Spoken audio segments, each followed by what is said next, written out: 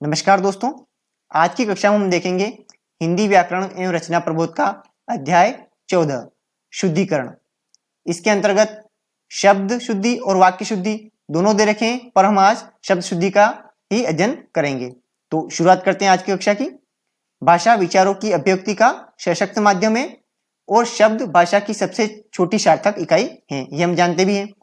भाषा के माध्यम से ही मानव मौखिक एवं लिखित रूपों में अपने विचारों को अभिव्यक्त करता है। भाषा के माध्यम से ही अपने विचार को अभिव्यक्त कर सकता है। इस वैचारिक अभिव्यक्ति के लिए शब्दों का शुद्ध प्रयोग आवश्यक है, अन्यथा अर्थ का अनर्थ होने में भी देर नहीं लगती है। कई बार क्षेत्रीयता, उच्चारण भेद या व्याकरणिक ज्ञान के अभाव के कारण वर्तनी संबंधी अशुद्धियां हो जाती हैं। क्षेत्रीयता के कारण या फिर उच्चारण भेद अलग अलग हो किसी का, या फिर व्याकरण का अभाव, ज्ञान का अभाव हो, तो भी हम वर्तनीगत अशुद्धियां, शब्द अशुद्धि करते हैं। वर्तनी संबंधी अशुद्धियों के कई कारण हो सकते हैं, जिनमें से निम्नलिखित कारण हैं। तो हम इन कारणों का अध्ययन करते हुए शब्दों को भी हम समझने का प्रयास करेंगे। तो पहला है मात्रा का प्रयोग। हिंदी के कई शब्द ऐसे होते हैं जिनको लिखते समय मात्रा के प्रयोग विषयक संशय उत्पन्न हो जाता है कि हम कौन सी मात्रा का उसमें प्रयोग करें, छोटी मात्रा या बड़ी मात्रा का। ऐसे शब्दों का ठीक उच्चारण करने पर उचित मात्रा का प्रयोग किया जाना संभव होता है। अगर उसका उच्चारण ठीक है तो हम उसका प्रयोग भी सही ढंग से कर सकते हैं। अब हम इन शब्दों को देखते हुए समझने का प्रयास करेंगे। वैसे तो ये सही रूप इसका ये है कि आप उसको लिख के उसको शब्द शुद्धि को टॉपिक को अच्छे से कंप्लीट कर सकते हो, पर अब यहाँ पे हम सिर्फ उसको देख के उसको शब्दों को समझने का कोशिश करेंगे। तो आगे बढ़ते हैं। जैसे शुद्ध, एक साइड अशुद्ध शब्द रखें और दूसरी तरफ शुद्ध दे रखें। तो अतिथि, तो अतिथि ये शुद्ध ना होके क्या होगा, ये अतिथि, इसमें दोनों मात्राएं छोटी आएगी, ये शुद्ध होगा अतिथि। फिर इंदौर, तो इंदौर इस प्रकार लिखा जाएगा। तो इधर वाले शब्दों पे आप कम ध्यान देकर इनको जो सही शब्द है उन पे अच्छे ध्यान देकर हम इसको पढ़कर समझने की कोशिश करेंगे। फिर है ऊर्जा, तो ऊर्जा में ऊ बड़ा आता है, ऊर्जा। उषा, इसमें ऊ छोटा हो जाएगा। करुणा, करुणा में रू छोटा रहेगा, तो करुणा ये शुद्ध रूप है। क्योंकि, क्योंकि ये रहा क्योंकि, इसमें की मात्रा बड़ी ना करके हमको छोटी करनी, क्योंकि। फिर एक गीतांजलि, तो इसमें ली की मात्रा छोटी हो जाएगी, गीतांजलि। फिर गौरव, गौरव ओ की मात्रा ना करके हमें गौरव औ की मात्रा करनी है। फिर है 43, ये अशुद्ध रूप है, इसका शुद्ध रूप होगा 43, है ना। तो 1 से लेकर 100 तक जो गिनती है उसके शुद्ध रूप का भी वीडियो मैंने बना रखा है, तो आप उसको भी दे सकते हैं। तो ये 43 इसका शुद्ध रूप है, 43 अशुद्ध है।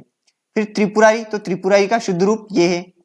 दवाइयाँ, दवाई, दवाई लिखते हैं तो ई बड़ी होती है और दवाइयाँ लिखते हैं तो ई छोटी हो जाती है। दिया सलाई। फिर निरीक्षण, नुपुर और प्रतिलिपि, तो हम इनको शब्दों को देखकर समझने का प्रयास हम यहाँ पे कर रहे हैं। फिर ये आहुति, तो आहुति में बड़ी मात्रा ना आके क्या आएगी, छोटी मात्रा आएगी, ती की है, और हु में बड़ी हो जाएगी, तो आहुति का शुद्ध रूप ये हो गया। फिर इकाई, और इकाई का शुद्ध रूप ये, और इकाइयां लिखेंगे तो इसमें फिर ई छोटी हो जाएगी। उहापोह, एरावत, कैकई, ये केकई ये अशुद्ध रूप है, केकई, इसको क्या पढ़ेंगे, शुद्ध क्या होगा, कैकई, कई केई, कई कई, है ना, तो ये शुद्ध हो जाएगा। फिर क्षिति, गौतम, तिथि, तिथि का ध्यान रखना हमने, दोनों मात्रा इसमें छोटी आएगी, और अतिथि रहेगा तो अ आगे लग जाएगा, अतिथि, तभी मात्राएं छोटी रहेगी, तो अतिथि और तिथि। फिर है तिलांजलि, त्योहार, त्योहार में दो मात्रा ना आके सिर्फ एक ही मात्रा आएगी, त्योहार। दिवारात्रि, ये अशुद्ध शब्द है, क्या शुद्ध होगा, दिवारात्र। नीरव, नीरव में निर उपसर्ग है, तो ये नीरव का शुद्ध रूप कौन सा हो जाएगा, कि नी की मात्रा बड़ी आएगी। फिर नीति, प्रतिनिधि और पत्नी, पत्नी बड़ी मात्रा आएगी, इसमें न में ई की जो मात्रा है बड़ी आएगी। और प्रतिनिधि शब्द ध्यान रखना, इसमें जो तीनों मात्राएं हैं वो तीनों छोटी ई की मात्रा है, प्रतिनिधि। आगे और शब्द देखते हैं हम ना। फिर ये पड़ोसी, है ना, तो औ की मात्रा ना आके इसमें क्या आएगी, ओ की मात्रा आएगी, पड़ोसी। ये औ की मात्रा दे रखी है शुद्ध है, तो शुद्ध क्या हो जाएगा इसमें, ओ की मात्रा, पड़ोसी। परीक्षित, पूज्य, पुरस्कार, है ना, पुरस्कार ना होके पुरस्कार, ये शुद्ध है, पुरस्कार। तो हम जब बोलने का ध्यान रखेंगे तो लिखने में भी हमारे शुद्धि रहेगी। बीमार, बी बड़ी आएगी, बी की मात्रा। मिट्टी, मूल्य, मुमूर्ष, युयुत्सा, इसमें यू में य दोनों य में मात्रा कौन सी आएगी, छोटी आएगी, युयुत्सा। फिर रूप, तो रूप का हमें ध्यान रखना है, रूप हमेशा बड़ी मात्रा आएगी, रूप में जो र है इसमें बड़े ऊ की मात्रा आएगी, रूप। रुपया तो ये छोटे ऊ की मात्रा आएगी इसमें। श्रीमती है ना, तो ती में बड़ी मात्रा आएगी, श्रीमती। बहुत सारे यहाँ पे आधा त भी कर देते बीच में तो गलत है, श्रीमती है ना, पूरे के पूरे तीनों वर्ण इसमें, वर्ण जो तीन है वो पूरे हैं। फिर परीक्षा, तो परीक्षा का हमें ध्यान रखना है, परीक्षा तो हमेशा बड़ी होती है, तो परीक्षा के में ई की मात्रा बड़ी होगी, परीक्षा। पीताम्बर, पूजनीय, पूजनीय नहीं होता है, पूजनीय होता है, इसमें भी आधा जन ही आता है, पूजनीय। बधाइयां। फिर ये मारुति, तो मारुति से हमें याद रख लेना है कि मारुति 800 छोटी गाड़ी है सबसे, तो मारुति में रू की मात्रा क्या होगी, छोटी, और ती की मात्रा भी छोटी, तो ये मारुति हो गया। मिलित, मूर्ति ना, ऊ की मात्रा बड़ी और ती की मात्रा छोटी, मूर्ति। मैथिली शरण, मैथिली शरण ये शब्द हो गया। रचयिता है ना, रचयिता ने होके रचयिता होगा ना, रचयिता। फिर रात्रि में ती की मात्रा छोटी आएगी, रात्रि। शारीरिक और हरितिमा, तो ये थे हमने जो मात्रा किस प्रकार हम गलत करते हैं वो। और अब हम देखेंगे आगम के कारण। शब्दों के प्रयोग में अज्ञानवश या भूलवश जब अनावश्यक वर्णों का प्रयोग किया जाए तो उसे आगम कहते हैं। कोई अनावश्यक वर्ण अगर उसने ले लिया तो वो कहलाता आगम, और उसका जो अशुद्ध रूप कहलाएगा वो आगम के कारण कहलाएगा। आगम स्वर एवं व्यंजन दोनों का हो सकता है, स्वर का भी हो सकता है और व्यंजन का भी हो सकता है। अतिरिक्त रूप से प्रयुक्त इन वर्णों को हटाकर शब्दों को शुद्ध प्रयोग किया जा सकता है। जो अतिरिक्त आगम है, स्वर या व्यंजन, उनको हटाकर हम इनका शुद्ध रूप कर सकते हैं, तो इनको भी हम देख लेते हैं। जैसे अत्यधिक, तो अत्याधिक न होके क्या होगा, अत्यधिक होगा। इसमें यहाँ पे आ का स्वर अपने ले लिया था, पर वो नहीं आके सब शुद्ध क्या होगा, अत्यधिक होगा। फिर अहोरात्र, पहला, पहिला न होके क्या हो जाएगा, पहला। प्रदर्शनी और द्वारिका न होके क्या होगा, शुद्ध, द्वारका। फिर अहिल्या न होके शुद्ध होगा, अहिल्या। अधीन न होके होगा, अधीन। तदानुकूल न होके तदनुकूल होगा, तदनुकूल। और वापिस न होके क्या शुद्ध होगा, वापस, वापस है ये शुद्ध होगा। अक्सर हम बोलने में करते हैं वापिस, वापिस क्या है, अशुद्ध शब्द है, और शुद्ध क्या है, वापस। अब व्यंजन के आगम वाले शब्द, तो अंतर्ध्यान न होके अंतर्धान, ये वाला शुद्ध है। चिकित्सा, ये वाला शुद्ध है। कृत कृत्य कृत्य कृत कृत्य न होके कृत कृत्य, ये वाला शुद्ध होगा, कृत कृत्य, ये वाला शुद्ध शब्द है। फिर मानवीयकरण न होके क्या होगा, मानवीकरण। श्रद्रश्य न होके श्रद्रश, श्रद्रश्य ये बोलते हैं, यह गलत है, ये श्रद्रश्य। फिर सौजन्यता, ये गलत है, तो क्या शुद्ध है, सौजन्य है ना। तो ये में ध्यान रखना कि यह और ता प्रत्यय का दोनों का साथ में प्रयोग नहीं होता है कभी भी। अगर साथ में प्रयोग है तो वो शब्द कौन सा हो जाएगा, अशुद्ध हो जाएगा। तो यहाँ पे यह और ता प्रत्यय दोनों साथ में आ गए, तो ये क्या हो गया, अशुद्ध हो गया, सौजन्य है ना। तो ये सौजन्य शुद्ध है। षष्टम, ये गलत है, षष्ट, षष्ट सही होता है, षष्टम नहीं होता है, षष्ट। समुद्र, समुद्र नहीं होता है, समुद्र होता है। फिर लोप के कारण, शब्दों के प्रयोग में जब किसी आवश्यक वर्ण, स्वर या व्यंजन का प्रयोग होने से रह जाए तो वह लोप कहलाता है। इस आधार पर भी शब्दों के सही प्रयोग करने हेतु आवश्यक स्वर या व्यंजन जोड़कर त्रुटि रहित प्रयोग किया जा सकता है। हम उनको आवश्यक, उनको जोड़ के हम उसको सही रूप उसका लिख सकते हैं। जैसे आगामी न होके शुद्ध क्या होगा, आगामी। उज्जयिनी, फिर जामाता और मोक्षदायिनी, मोक्षदायिनी होगा, दायिनी नहीं होके मोक्षदायिनी। और स्वस्थ नहीं होके क्या होगा, स्वास्थ्य। फिर आजीविका, ये शुद्ध होगा, आजीविका। कालिंदी है ना, कालिंदी, दी की मात्रा क्या हो जाएगी, बड़ी। और कालिंदी किसका पर्यायवाची है, तो यमुना का। महात्म नहीं होके क्या शुद्ध होगा, महात्म, ये वाला शुद्ध होगा। व्याकरण नहीं होके व्याकरण, ये वाला शुद्ध होगा। फिर ये व्यंजन का लोप, तो अनुच्छेद, जहां पे व्यंजन का लोप हो जाता है वो अशुद्ध होते हैं, तो यहाँ पे व्यंजन होना चाहिए, तो अनुच्छेद ये शुद्ध है। और इसमें कौन सी संधि है, अनुच्छेद में ये व्यंजन संधि है। गण्यमान्य, गणमान्य नहीं होके गण्यमान्य, ये वाला शुद्ध है। ज्योत्सना है ना, ध्यान रखना इसमें तो भी आता है और स भी आता है, ज्योत्सना। प्रतीक्षाया, और अगला है मत्स्येंद्र। याज्ञवल्लक, ये न होके याज्ञवल्क्य, ये वाला शुद्ध है। और सामर्थ्य न शुद्ध, ये अशुद्ध है, और सामर्थ्य ये वाला शुद्ध है। फिर उपलक्ष्य, तो उपलक्ष्य इस प्रकार से लिखेंगे, उपलक्ष्य। छत्र छाया है ना, इसमें च का आगमन होगा। ध्यातव्य, प्रतिद्वंद, मिष्टान, इसमें दीर्घ संधि है, मिष्ट प्लस अन्न, मिष्टान। ये व्यंग्य, ये वाला शुद्ध है व्यंग्य, ये शुद्ध न होके व्यंग न होके व्यंग्य, ये शुद्ध है। स्वावलंबन अशुद्ध है और इसका शुद्ध क्या है, स्वावलंबन, है ना। तो स्वावलंबन अशुद्ध है और स्वावलंबन ये वाला शुद्ध है। फिर वर्ण व्यतिक्रम से या क्रम भंग से, मतलब क्रम उसका आगे पीछे हो जाए तो। शब्दों में प्रयुक्त वर्णों को उनके क्रम से प्रयुक्त न करके शब्द में उसके नियत स्थान की अपेक्षा किसी अन्य क्रम पर प्रयुक्त करना वर्ण व्यतिक्रम कहलाता है। मतलब उसका आगे पीछे प्रयोग करें तो वो वर्ण व्यतिक्रम कहलाता है। जैसे ये अतिथि है ना, और अतिथि, तो इसमें पहले आता है और यहाँ पे थी कर दिया अपने पहले ना, थी की जगह थी पहले कर दिया, तो ये क्या है, ये शुद्ध हो गया। अतिथि ये नहीं हो गया, अतिथि ये शुद्ध हो गया। अतिथि, अतिथि गलत है और अतिथि ये सही है। आवाहन, तो ये आह्वान, आह्वान ये वाला शुद्ध है, आधा ह आएगा। फिर चिहन है ना, चिन्ह न हो गए चिहन। फिर पूर्वान, ब्रह्मा, विह्वल, अपराहन, ये अपराहन ऐसे लिखते हैं, ये शुद्ध है। आह्लाद, जिह्वा नहीं हो के जिह्वा, जिह्वा। प्रहलाद और मध्याह्न, तो ये इनके शुद्ध रूप हैं जो हम देख के समझ सकते हैं। फिर ये वर्ण परिवर्तन के कारण, कई बार वर्ण प्रयुक्त करते समय असावधानीवश किसी वर्ण विशेष के स्थान पर किसी दूसरे वर्ण का प्रयोग हो जाता है। यह प्रयोग वर्तनी अशुद्धि को दर्शाता है, अतः इस प्रकार के प्रयोग में सावधानी रखनी चाहिए। अब इनके उदाहरण कौन से हैं वो भी देख लेते हैं। जैसे अधिशासी, तो यहाँ पे ये सी ये वाला स आएगा, सपेरे वाला है ना, षटकोण वाला न आके क्या आएगा, सपेरे वाला अधिशासी। फिर ये कनिष्ठ न होके कनिष्ठ हो जाएगा, आंशिक न होके आंशिक होगा, और खंबा ना होके खंबा होगा। छिंद्रान्वेषी, तो छिंद्रान्वेषी का शुद्ध रूप है छिंद्रान्वेषी। निशंग है ना, तो निशंग को क्या कहते हैं, तरकश भी कहते हैं, और इसका दूसरा नाम भी तुणीर, जिसमें धनुष के बाण हम रखते हैं, तो निशंग, निशंग का शुद्ध रूप ही है। पुरस्कार न होके क्या होगा, पुरस्कार। यथेष्ट न होके यथेष्ट होगा, वरिष्ठ न होके वरिष्ठ होगा, श्राप न होके शाप हो जाएगा।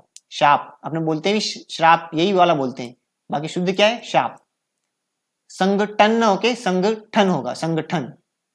फिर संतुष्ट न होके संतुष्ट, संतुष्ट हो जाएगा ये। जुकाम नहीं होता है, जुकाम होता है। नृशंस और नृशंस ये वाला होगा, नृशंस। प्रशासन न होके प्रशासन होगा जा। रामायण न होके रामायण, और विंध्याचल न होके विंध्याचल ये वाला शुद्ध हो जाएगा। सीधा सादा, सीधा सादा ये वाला शुद्ध है, और अपन बोलते हैं सीधा साधा, तो ये सीधा साधा रोंग है, और सीधा सादा ये वाला शुद्ध रूप है। संग, संगठन, तो ये संगठन न होके संगठन होगा, संगठन। फिर शुश्रूषा, शुश्रूषा, तो ये वाला शुद्ध रूप है शुश्रूषा। अब है संयुक्ताक्षर व द्वित व्यंजन का अशुद्ध प्रयोग। संयुक्ताक्षर और द्वित व्यंजन के कारण भी हम कभी कभी शब्द को अशुद्धम लिख देते हैं।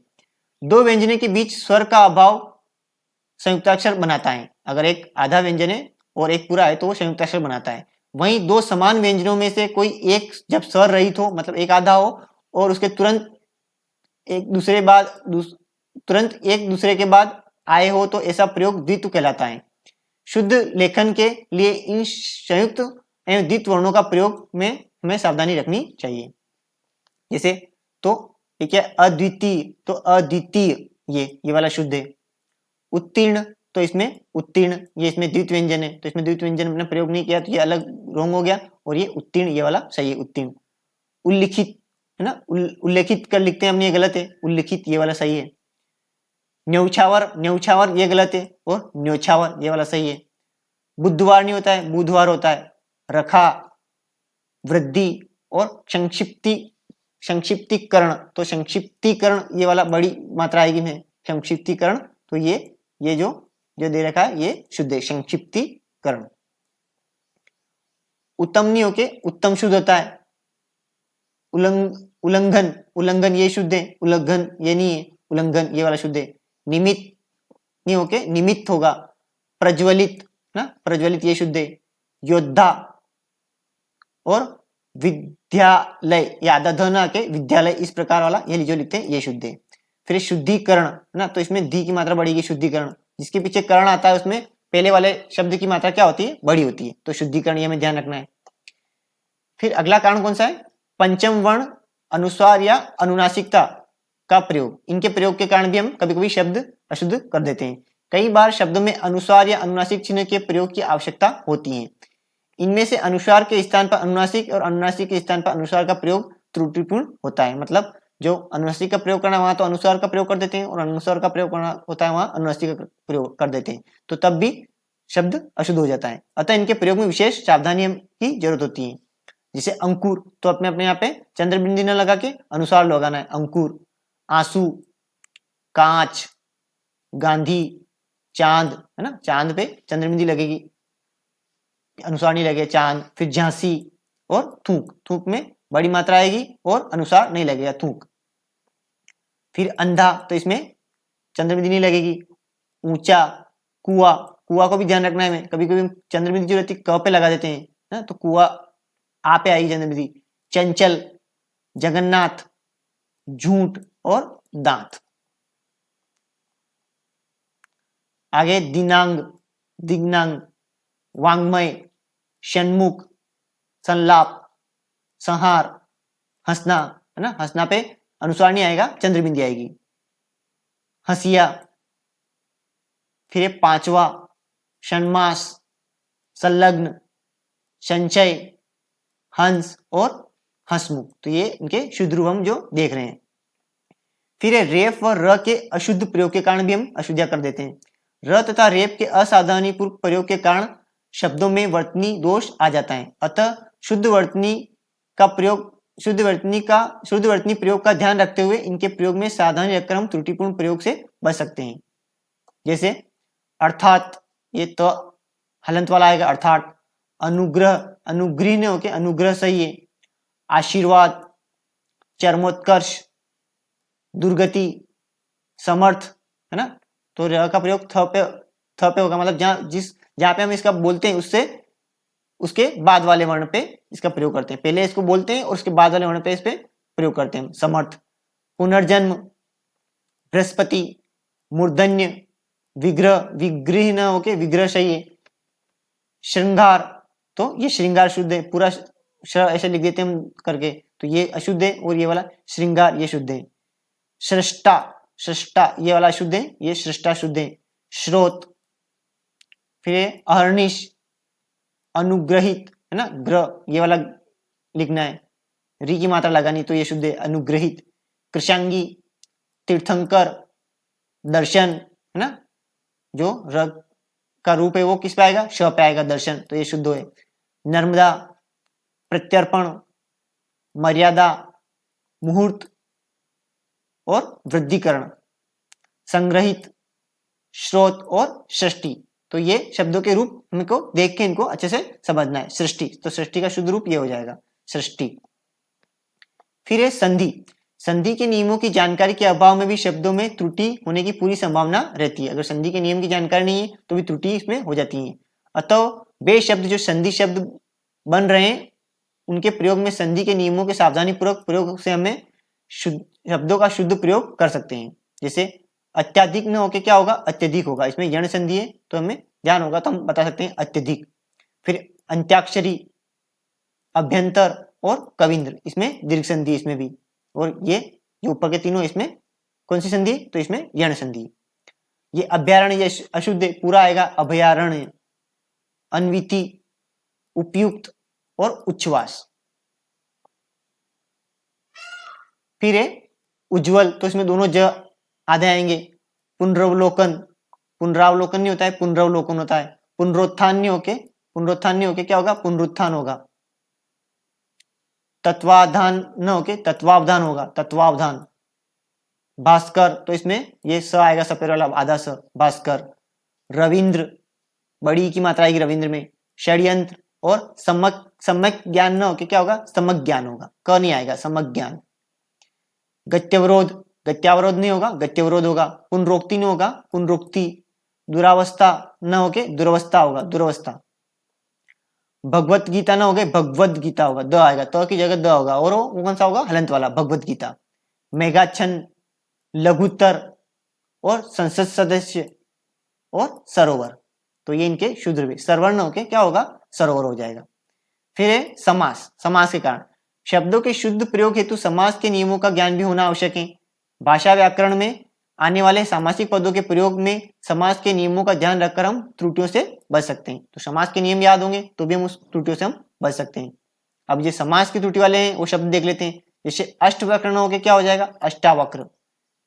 एकलौता, एकलौता ना होके इकलौता हो जाएगा, इकलौता। फिर निरपराध, निरपराधी ना होके निरपराध सही है, निरपराधी है गलत है, निरपराध सही है। सशंकित को सशंकित ना होके शशंक होगा।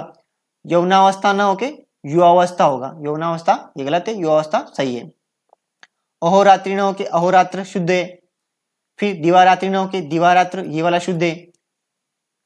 सकुशलता पूर्वक तो ये अशुद्ध है, मतलब श और पूर्वक दोनों साथ में नहीं आएंगे कि तो सकुशल होगा या फिर कुशलता पूर्वक होगा। योगीवर तो इसमें गी की मात्रा छोटी आ जाएगी, योगीवर। फिर आगे उपसर्ग के प्रयोग के कारण जो हम अशुद्धियां करते हैं वो उपसर्ग के प्रयोग से बने शब्दों में उचित उपसर्ग की पहचान कर लेखन वाचन करने से शब्दों का शुद्ध प्रयोग संभव हो सकता है। जैसे अंधिकार है ना, तो अनाधिकार नहीं होगा, अंधिकार सही है। निरावलंब नहीं होगा, निरवलंब। निराभिमान नहीं होगा, निरभिमान है ना, इसमें निरुपसर्ग है इसमें। फिर निसंकोच, स पूरा नहीं होगा, निसंकोच आधा स आएगा और फिर पूरा स आएगा, निसंकोच। बेईमान नहीं होगा, बेईमान ये वाला शुद्ध होगा, बेईमान। शशंकित तो शशंक होगा या फिर शंकित होगा, शशंकित नहीं होगा। तदुपरांत नहीं होके क्या होगा, तदुपरांत। निशुल्क तो निशुल्क ये अशुद्ध है, क्या होगा, निशुल्क आधा श और फिर पूरा श और उ की मात्रा है निशुल्क, या फिर ये लिख सकते हैं। तो इसके दोनों शुद्ध रूप ये हैं। ये निशुल्क ये वाला गवर्नमेंट की पुस्तक के पीछे भी लिखा होता है निशुल्क वितरण हेतु, तो ये भी लिख सकते हैं और ये भी लिख सकते हैं। निर्लंकृत तो निरालंकृत, निरालंकृत नहीं होके निर्लंकृत होगा, ये वाला शुद्ध होगा। फिर बेफिजूल नहीं होता है, फिजूल होता है या फिर फजूल होता है। बे की आवश्यकता नहीं है यहाँ पे, उपसर्ग इस बे उपसर्ग की आवश्यकता नहीं है। सदृश्य नहीं होके क्या होगा, सादृश्य होगा या फिर सदृश होगा। सदृश लिख सकते हैं या फिर सादृश्य लिखते हैं, सदृश नहीं लिखेंगे। सानंद पूर्वक नहीं होगा, क्या तो सानंद होगा या फिर आनंद पूर्वक होगा, दोनों में से एक होगा। तो जहाँ पे स और पूरक दोनों साथ में तो इसका मतलब वो शब्द गलत है, कि तो स का प्रयोग करो या फिर पूरक का प्रयोग करो, क्योंकि दोनों का अर्थ एक ही होता है। तो सानंद नहीं हो, सानंद होगा और आनंद पूर्वक होगा, सानंद पूर्वक नहीं हो सकता है।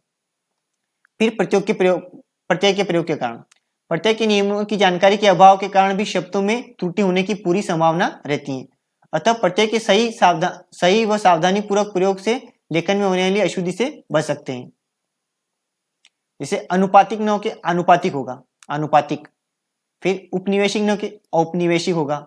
ऐश्वर्य न होके ऐश्वर्य, ऐसा होगा ऐश्वर्य। अब पूरा शब्द न आके इसमें आधा आएगा ऐश्वर्य। औद्योगिकीकरण न होके क्या होगा, औद्योगिकीकरण। ऐतिहासिक न होके ऐतिहासिक होगा, ऐतिहासिक होगा। ये ऐतिहासिक है और ऐतिहासिक ये होगा, ऐ की मात्रा ना, मतलब ऐ लिखा है तो ऐतिहासिक। औद्योगिक न के औद्योगिक ये वाला शुद्ध होगा। फिर औदार्य, कृपणता या कार्पण्य है ना, कार्पण्यता नहीं होगा, मतलब यह और ता ध्यान रखना, यह और ता का साथ में प्रयोग होता ही नहीं है दोनों प्रत्यय का, तो क्या तो कृपणता लिख लो या कार्पण्य लिख लो। फिर क्रोधित नहीं होता है, क्रुद्ध होता है। ग्रसित नहीं होके ग्रस्त होता है, ग्रसित ये अशुद्ध शब्द है, सही शब्द कौन सा है, ग्रस्त। तत्कालिक न होके तात्कालिक होता है, तात्कालिक शुद्ध रूप है। दैन्यता नहीं होगा क्योंकि यह और त दोनों साथ में आ गए ता इसमें, तो इसमें क्या होगा, दैन्य होगा। प्रफुल्लित ये ना होके प्रफुल्ल हो जाएगा, प्रफुल्ल। प्रमाणीकरण तो प्रमाणीकरण ऋणी की मात्रा में बढ़ी आएगी, प्रमाणीकरण है, कर्ण आ रहा है पीछे तो इसमें मतलब आगे मात्रा जो आएगी आगे वाले वर्ण की वो बढ़ी आएगी। प्रौद्योगिकी तो ये प्रौद्योगिकी होगा। वाल्मीकि तो इसमें वाल्मीकि इस प्रकार लिखेंगे, की मात्रा छोटी करके लिखेंगे, वाल्मीकि।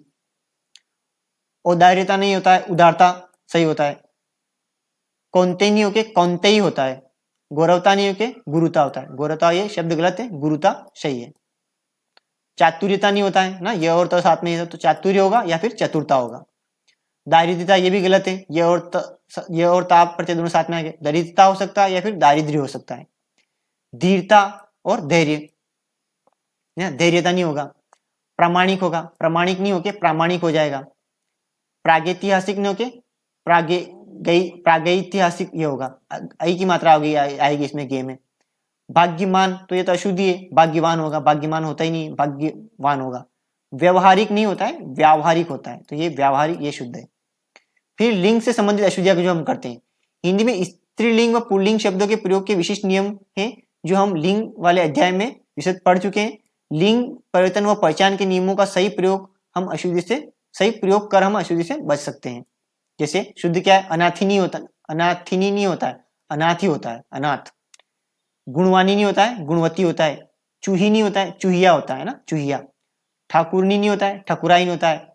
फिर दुल्हिन ये होता है, दूल्हा तो वैसे भी गलत है, दूल्हा तो होता ही नहीं, दुल्हिन मतलब दूल्हा और ये लिंग परिवर्तन करके दुल्हिन, तो ये दुल्हिन ये वाला शब्द है, ये सही है, दुल्हिन। पिशाचिनी तो पिशाचिनी नहीं होता है, पिशाची होता है सिर्फ। विद्वानी नहीं होता है, विद्वानी मतलब ये तो गलत ही पूरा, विद्वान का अपने लिंग परिवर्तन करके विद्वानी कर दें ये गलत है, उसका सही लिंग परिवर्तन क्या होगा, विदुषी ये होगा, विद्वान का विदुषी। सुनारिनी होता है, सुनारिन होता है। कवित्री नहीं होता है, कवयित्री होता है। चमारी नहीं होता है, चमारिन होता है। जेठी नहीं होता है, जेठानी होता है, जेठानी। दाती नहीं होता है, दात्री होता है। नेति नहीं होता है, नेत्री होता है, नेत्री। ये नेता का लिंग परिवर्तन, नेता और नेत्री है ना, तो नेति नहीं करके नेत्री करना है। भुजंगिनी होके भुजंगिनी होगा, भुजंगिनी। श्रीमती तो ये श्रीमती, ती की मात्रा इसमें बड़ी आ जाएगी। फिर है वचन, तो हिंदी में वचन दो प्रकार के होते हैं, एक वचन और बहुवचन। इनके प्रयोग व पहचान की विशद चर्चा वचन वाले अध्याय में हो चुकी है, हमने देख ही लिया है। इनका ठीक तरीके से पालन हमें शुद्ध लेखन में मदद करता है। जैसे अनेकों कभी नहीं होता है, अनेक ही होता है, अनेकों नहीं करेंगे, अनेक। इकाइयां नहीं होता है, इकाइयां होता है, ई की मात्रा इसमें छोटी हो जाएगी। इकाई लिखेंगे तो बड़ी रहेगी और इकाइयां करते ही छोटी ई आ जाएगी इसमें। हिंदुओं नहीं होता है, हिंदुओं होता है। विद्यार्थीगण तो विद्यार्थी में विद्यार्थी लिखेंगे तो बड़ी मात्रा आएगी और विद्यार्थी गण करेंगे तो थी की मात्रा छोटी हो जाएगी। आंसू, ये आंसू को ऐसे लिखेंगे, आंसू। गोवे नहीं लिखे, गोए लिखेंगे ना, तो गाय का बहुवचन बनाएंगे तो क्या होगा, गायें, ए वाला ऐसा है गायें, और गोवे नहीं लिखे, गोए लिखेंगे। दवाइयां ये नहीं लिखे, दवाइयां लिखेंगे, ई छोटी हो जाएगी। तो ये वचन संबंधी ये अशुद्धियां थी। तो आज के लिए हम इतना ही देखेंगे, फिर अगली बार हम देखेंगे वाक्य शुद्धि। तो वाक्य के शुद्ध रूप और अशुद्ध रूप किस प्रकार हो जाते हैं, वाक्य के अशुद्ध किस प्रकार हम बना देते हैं, और उसका शुद्ध क्या होगा वो हम देखेंगे। तो आज के लिए इतना ही, मिलते हैं फिर अगली कक्षा में, तब तक के लिए जय हिंद।